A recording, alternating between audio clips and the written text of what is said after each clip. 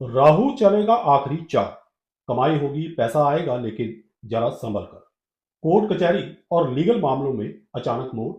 प्रेम संबंधों में राहु का अब तक का सबसे नाजुक खेल।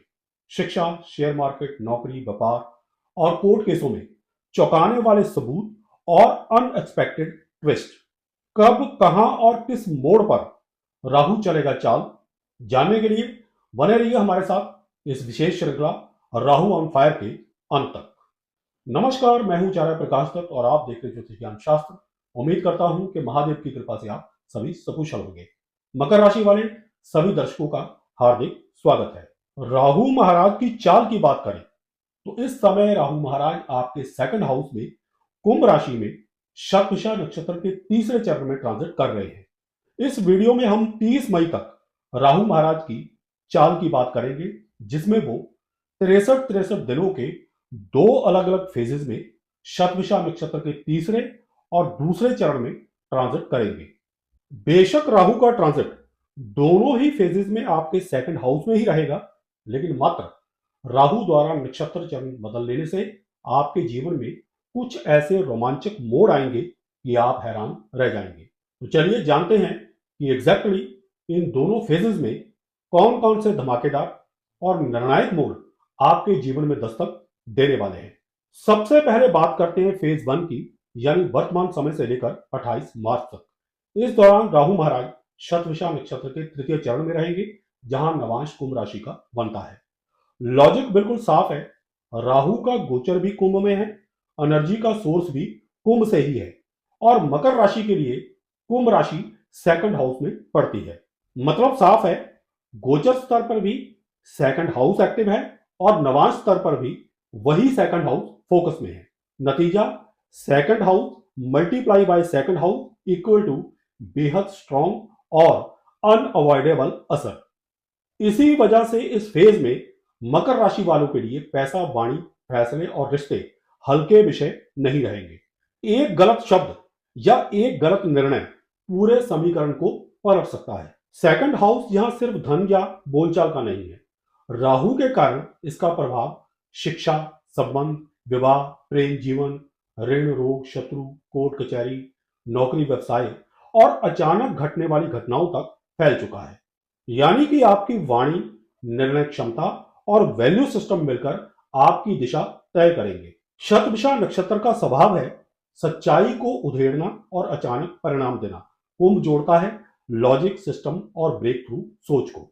सीधा संकेत यही है कि इस अवधि में सोच समझकर साफ और साहसिक निर्णय आपको लेने पड़ेंगे। टालने की कोशिश की तो राहु हालात ऐसे बनाएगा कि फैसले आखिरी पल में मजबूरी और जल्दबाजी में लेने पड़ सकते हैं। धन के मामले में यह समय बहुत ही स्ट्रांग है, लेकिन धन कमाना आसान फिर भी नहीं रहेगा। अचानक धन के आगमन के योग बनेंगे।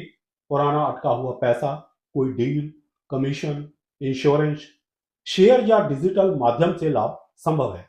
लेकिन राहु का स्वभाव शॉर्टकट और रिस्क से जुड़ा होता है, इसलिए लालच में लिया गया कोई गलत निर्णय उतनी ही तेजी से नुकसान भी करवा सकता है जितनी तेजी से लाभ करवाएगा। शतभिषा नक्षत्र का प्रभाव बता रहा है कि यदि आप डाटा, जानकारी और सही समय को समझकर कदम उठाएंगे तो जीत निश्चित है। लेकिन बिना होमवर्क के कोई भी निवेश या उधारी देना इस समय आपको भारी पड़ सकता है। धन तो डेफिनेटली इस पीरियड में आपके पास आएगा ही आएगा, लेकिन टिकेगा तभी जब आप सिस्टम और अनुशासन बनाए रखेंगे। आपकी वाणी और कम्युनिकेशन स्किल इस पूरे फेज का सबसे संवेदनशील पॉइंट है। राहु दूसरे भाव में होते हुए शब्दों को हथियार बना देता है। आपकी बातों में असर होगा, लोग आपकी बात मानेंगे, लेकिन वही वाणी अगर तीखी, शक भरी या जल्दबाजी में निकली तो रिश्तों में दरार भी डाल सकती है। ऑफिस, बिजनेस मीटिंग, कोर्ट या पारिवारिक बातचीत, हर जगह बोलने से पहले सोचना जरूरी है। यह समय साइलेंट स्ट्रेटेजी का है। ओवर एक्सप्लेन करने की जरूरत नहीं है। कम शब्द, साफ शब्द, यही आपको जीत दिलवाएंगे। लॉजिस्टिक, ट्रैवल, विदेशी कनेक्शन और नेटवर्किंग से जुड़े लोगों के लिए यह समय गेम चेंजर साबित हो सकता है। कुंभ राशि टेक्नोलॉजी और नेटवर्क की राशि है और राहु इसे और भी तेज कर देता है। नए client, online platform, social media या किसी अनजान सोर्स से धन लाभ का बड़ा मौका आपको मिल सकता है, लेकिन भरोसा आंख बंद करके नहीं करना चाहिए। डॉक्यूमेंट्स, एग्रीमेंट और कमिटमेंट्स को डबल चेक करना जरूरी होगा, क्योंकि राहु भ्रम भी उतनी ही तेजी से पैदा करता है जितनी तेजी से लाभ के अवसर सामने लेकर आता है। व्यापार और प्रोफेशन में यह समय आर या पार जैसा बनता जा रहा है। जो बिजनेस पुराने ढर्रे पर चल रहे हैं, वहां बदलाव अनिवार्य होगा। नया प्रोडक्ट, नई स्ट्रेटजी या नई मार्केट में एंट्री, इनमें अचानक ग्रोथ आपकी संभव है, लेकिन जो लोग जिद में पुराने तरीके पकड़कर बैठे रहेंगे, उन्हें संघर्ष झेलना पड़ सकता है। शतभिषा नक्षत्र रिसर्च की शक्ति देता है, इसलिए इस समय किया गया एनालिसिस आपको प्रतिस्पर्धाओं से आगे निकाल सकता है। पार्टनरशिप में पारदर्शिता बेहद जरूरी है, वरना गलतफहमियां कानूनी रूप भी ले सकती हैं। रोग, ऋण और शत्रुओं के मामले में यह समय उल्टा खेल दिखाएगा। एक तरफ पुराने रोग का सही डायग्नोसिस या असरदार इलाज आपको मिल सकता है, तो वहीं दूसरी ओर लापरवाही से समस्या बढ़ भी सकती है। खासकर नर्वस सिस्टम, नींद, एंजाइटी और ब्लड प्रेशर से जुड़े मुद्दों पर ध्यान देना जरूरी होगा। ऋण की बात करें तो ऋण के मामले में फैसला लेने का समय आ चुका है। या तो स्ट्रक्चर बनाइए या फिर कर्ज से बाहर निकलने की ठोस योजना बनाइए, अन्यथा आधे अधूरे निर्णय इस फेज में तनाव आपका बढ़ा सकते हैं। जहां तक शत्रुओं और विरोधियों का प्रश्न है, तो वे खुद ही अपनी गलती उजागर कर सकते हैं, लेकिन बावजूद इसके आपको उकसावे में आकर प्रतिक्रिया देने से बचना होगा। ध्यान रहे, इस फेज में जहां विरोधी खुद ही अपनी गलती के कारण पिछड़ रहे हो, वहां खामखा बीच में कूदकर अपनी उपस्थिति दर्ज करवाने की जरूरत नहीं है। आप मेरी बात नोट कर लेना कि 28 मार्च तक ऐसे कई मौके आपके सामने आएंगे जहां आपके विरोधी खुद ही अपनी गलती से मात खा जाएंगे। बस आपको तमाशा देखना है चुपचाप। कोर्ट कचहरी और लीगल मामलों में यह समय अचानक मोड़ दे सकता है। जो केस लंबे समय से अटके हुए हैं, उनमें कोई निर्णायक सुनवाई या दिशा आपको मिल सकती है। राहु यहां चौंकाने वाले सबूत या ट्विस्ट प्रोवाइड करेगा, जो आपको शानदार जीत दिलवाने में आपकी मदद करेंगे। सही सलाह, सही समय और शांत दिमाग आपको बढ़त दिलवा सकता है, लेकिन भावनात्मक होकर लिया गया फैसला नुकसान भी करवा सकता है। इसलिए हर कदम सही कागजी कार्रवाई और लॉजिक के आधार पर उठाना जरूरी है। यह बात मैं इसलिए कह रहा हूं क्योंकि राहु आपको मैनिपुलेशन के लिए उकसा सकता है, जो आपके लिए नुकसानदायक सिद्ध हो सकती है। बाकी चुनौतियां इस फेज में आपके सामने काफी आएंगी, लेकिन डराने के लिए नहीं, बल्कि आपकी सोच को तोड़कर नया ढांचा देने के लिए आएंगी। राहु और कुंभ राशि का कॉम्बिनेशन पुराने डर, कंडीशनिंग और सीमाओं को तोड़ता है। जो लोग बदलाव से भागते हैं, उन्हें दबाव महसूस होगा, लेकिन जो लोग बदलाव को अपनाएंगे, उन्हें यही दबाव सीढ़ी बनकर ऊपर ले जाएगा। इस पहले फेज में विरोधी खुलकर आपके सामने आएंगे, लेकिन यही विरोधी आपको अपनी असली ताकत पहचानने का मौका भी देंगे। शिक्षा और लर्निंग की बात करें तो इस लिहाज से भी यह समय बेहद खास है, खासकर technical, medical, research, data, astrology, psychology और डिजिटल फील्ड से जुड़े लोगों के लिए। अचानक किसी विषय में गहरी रुचि पैदा हो सकती है और कम समय में बड़ी समझ विकसित हो सकती है, लेकिन ध्यान भटकने का खतरा भी उतना ही रहेगा। एक साथ बहुत कुछ पकड़ने की बजाय एक दिशा चुनने से आपको ज्यादा लाभ मिलेगा। शेयर मार्केट और स्पेकुलेशन में यह समय हाई रिस्क हाई रिवॉर्ड जैसा रहेगा। अचानक उछाल और गिरावट दोनों ही संभव है। अफवाह, टिप्स और ओवर कॉन्फिडेंस से दूरी रखना जरूरी है। जो लोग डाटा, ट्रेड और टाइमिंग समझते हैं, उनके लिए शॉर्ट टर्म में अच्छे मौके बन सकते हैं, लेकिन फिर भी आवेश में आकर जल्दबाजी में की गई ट्रेडिंग इस समय नुकसानदायक साबित हो सकती है। प्रेम संबंधों की बात करें तो इस फेज में राहु का सबसे नाजुक खेल चलेगा। एक और अचानक आकर्षण, नई शुरुआत या पुराने रिश्ते में ब्रेक थ्रू के योग बनेंगे। बातचीत से गलतफहमियां दूर होंगी और रिश्ता नए लेवल पर जा सकता है। लेकिन दूसरी ओर शक, ओवर थिंकिंग गलत शब्दों और कड़वी भाषा के कारण दूरी भी बढ़ सकती है। अच्छे भले निभरए रिश्तों में ईगो और भ्रम जगह बना सकते हैं। इसलिए इस समय प्यार में जीत तर्क से नहीं, संवेदनशीलता और स्पष्टता से मिलेगी। जो कहा जाए साफ कहा जाए और जो सुना जाए बिना शंका के समझा जाए। यही संतुलन इस पूरे फेज की कुंजी है जो आपको प्रेम प्रसंगों में सफलता दिलवा सकती है। कुल मिलाकर बेशक 25 जनवरी से शुरू हो चुके 63 दिनों के इस पहले फेज में जो 28 मार्च को समाप्त होगा, कई परिस्थितियां आपकी फेवर में जाती हुई दिखाई देंगी, कई मौके बनेंगे, आपको सपोर्ट मिलेगा और ऐसा लगेगा कि चीजें आपके पक्ष में झुक रही हैं। लेकिन सच्चाई यह है कि इस दौरान ज्यादातर चालें राहु खेलेगा और आपके हाथ में कंट्रोल बहुत ही सीमित रहेगा। राहु की सबसे बड़ी चाल यही होगी कि वह आपको हर फैसला अंतिम क्षणों में जल्दबाजी में लेने को उकसाएगा, जो आगे चलकर बड़ा नुकसान कर सकते हैं। अतः इस पहले फेज में जीत का सबसे बड़ा मंत्र है धैर्य, जल्दबाजी से बचना, हर फैसले को दोबारा परखना और सही समय आने से पहले कोई भी अंतिम कदम न उठाना। यदि आप इन बातों का पालन करेंगे तो जीत आपकी निश्चित है।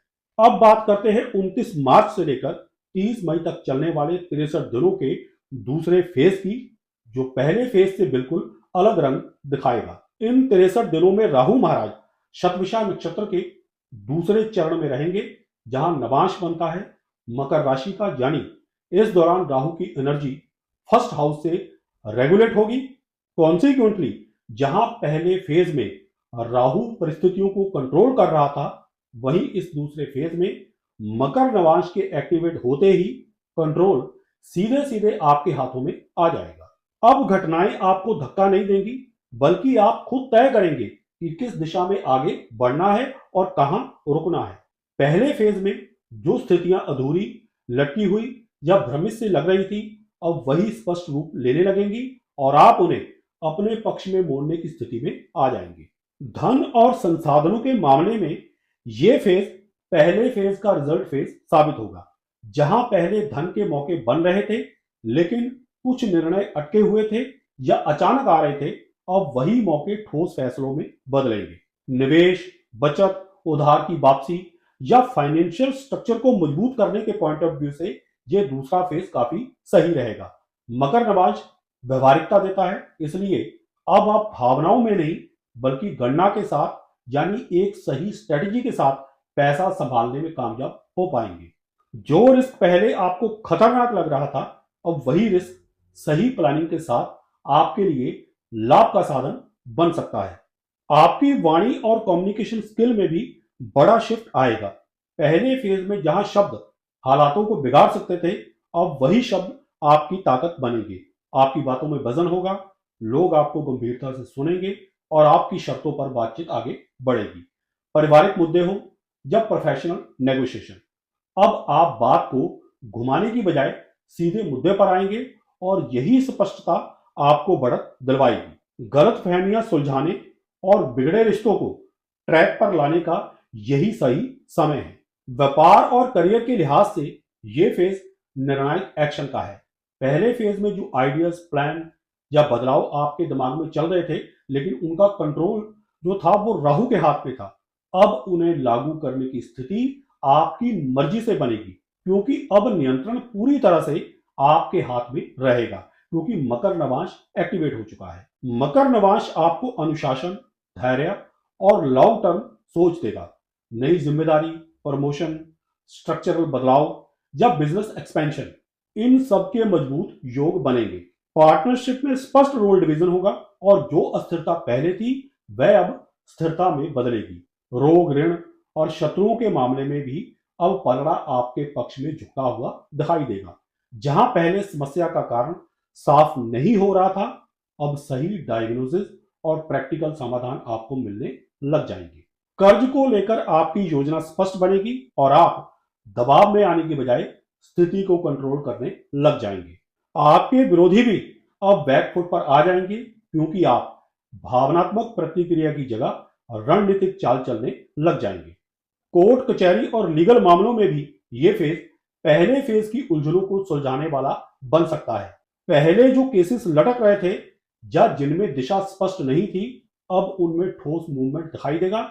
सही दस्तावेज, सही टाइमिंग और ठंडे दिमाग से लिया गया फैसला आपको राहत की ओर ले जा सकता है।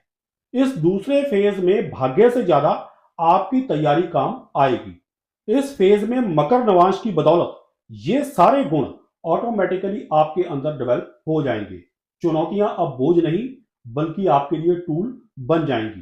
पहले फेज में जो दबाव आपको असहज कर रहा था, वही दबाव अब आपको मजबूत और फोकस्ड बनाएगा। आप ये भली भांति समझ पाएंगे कि आपको किस लड़ाई में उतरना है और किसे छोड़ देना है।